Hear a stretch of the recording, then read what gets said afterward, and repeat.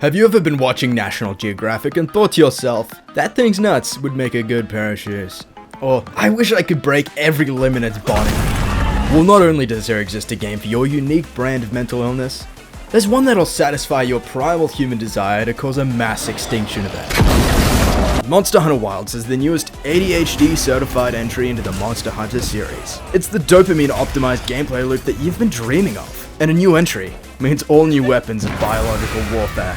It's time to run, but this time you aren't running away. You're hunting.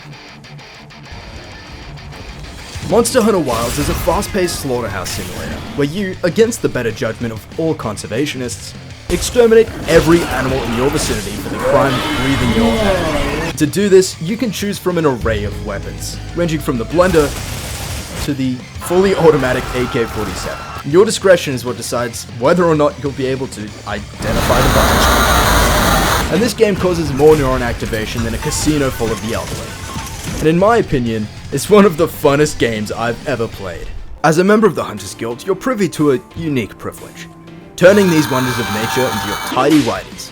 Whether it be a very big frog or man-made horrors beyond your comprehension, you can turn it into a pair of boots that incentivizes rage-baiting your enemies. On this journey, you'll face slightly larger than normal worms, spiders, and a monster approximation of Lucifer from the Bible, all of which have increasingly more deranged ways of showing you the beauty of nature, human experimentation, and the pleasure of showing these creatures who God's favorite really is. Oh my god!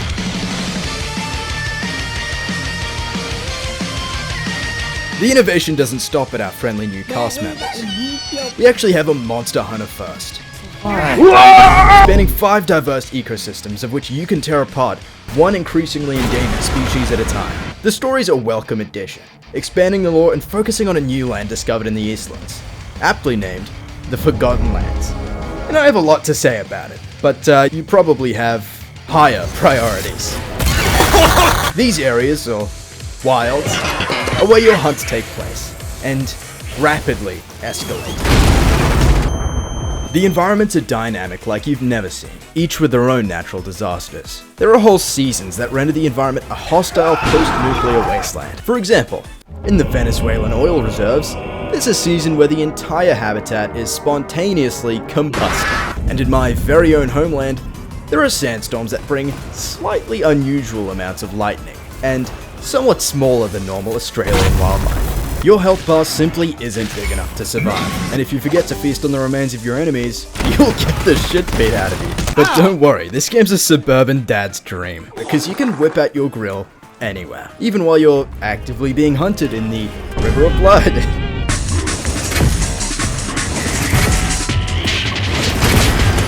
The stars of this game are the monsters, and my hammer, on their faces.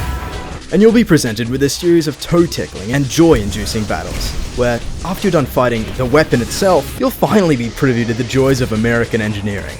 Of the 14 weapons to choose from in this game, my playthrough consists of these 3. The longsword, because I'm the storm that is the hammer, because flattening the heads of these monsters is eye-opening. And the greatsword, because it brings me more joy than all of the above. When you start this game, it'll basically just be ego fuel for the veteran players, while new players are fighting more with their weapons and the monsters. So while you hunt, you'll be learning the ropes and eating thousands of calories to fuel your long-distance PETA violations, in which you hunt monsters that make increasingly less biological sense, while going through a series of natural disasters, because God is using up the Wi-Fi. Half of these weather events would kill you from exposure if not for your farting monkey armor. Anyway, gear is important, as I'm sure you can tell. And to optimize your kit for the purpose of mandated animal cruelty, you have all sorts of decorations, elements, and effects to choose from.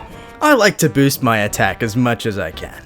It makes it a lot easier to test the tensile strength of lizard necks. But you can opt for a more humane approach if it strikes you. I'm a blast man myself. This game also gives the unique experience of tearing monsters apart one limb at a time, and jabbing them where it really hurts by slowly opening wounds in their skin and performing open heart surgery. None of which compares to the overwhelming joy of parrying one of the unusual number of apes in this game. Offsets are definitely one of the more insane additions to the game, and my absolute pleasure. Capcom really whipped out the big guns for this one, quite literally. It's genuinely one of the most busted and fun mechanics in the game, and if I can't parry the dinosaur, the weapon will not be used.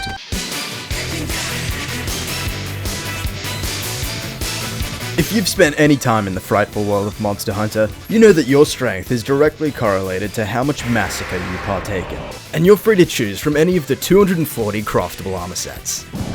What the fuck? Each of these sets have their own brain-melting skills and bonuses. Whether you want to tear the flesh from their bodies like you're eating a chicken wing, or get violently high on hallucinogenic mushrooms, there are plenty of different skills to optimize and upgrade with your decorations and talismans. Now, the sheer amount of information so far has been a complete and utter destruction of the senses. We're almost 6 minutes into the video and I haven't even brought up the mod.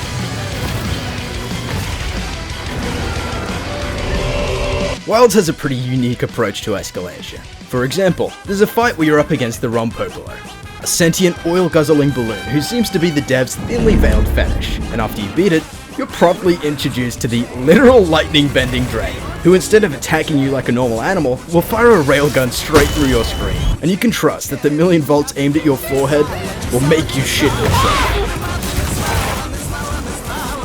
Raidow's the apex predator of the Windward Plains, and it's at this point that you'll experience the full force of Mother Nature. This is what I like to call a landmark fight, because this shit is so slick. Raidow's one of my favorite monsters. He's like a big friendly dog. This guy wipes his ass with your attacks, and will completely obliterate you if you don't read him properly. And keep in mind, this is the early game. You don't have all the gear that I've been yapping about. You have what amounts to a butter knife and tinfoil armor. This is the first monster that could kill you with just a single misplay. I love him. No! Wilds has some interesting lore to it.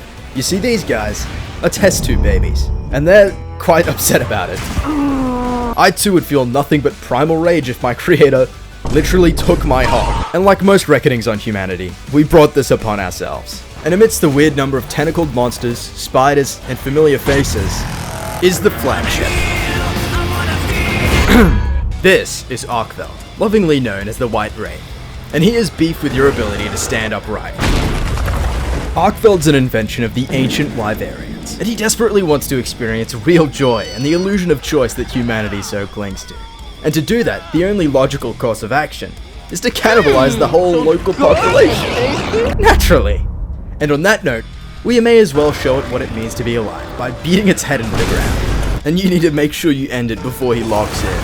Because while yes, at this point in the game, you have pretty good gear and a grasp on the weapons, it won't help you. And not everyone's gonna be happy with your methods, but moral compromise is my middle name.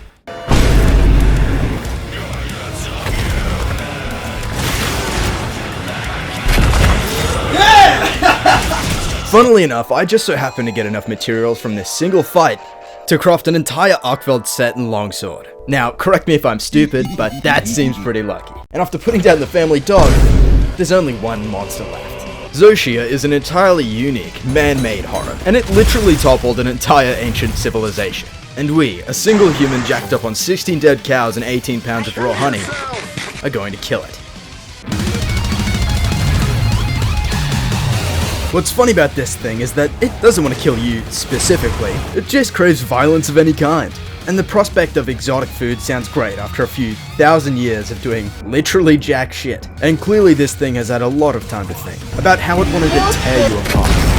Because the moment you get comfortable with the flow of the fight, it whips this shit out. It's like a demon, you know, like from hell. This game's not at the top of a lot of people's lists, but it's one of my favorites. And if you're curious why at this point, check this shit out.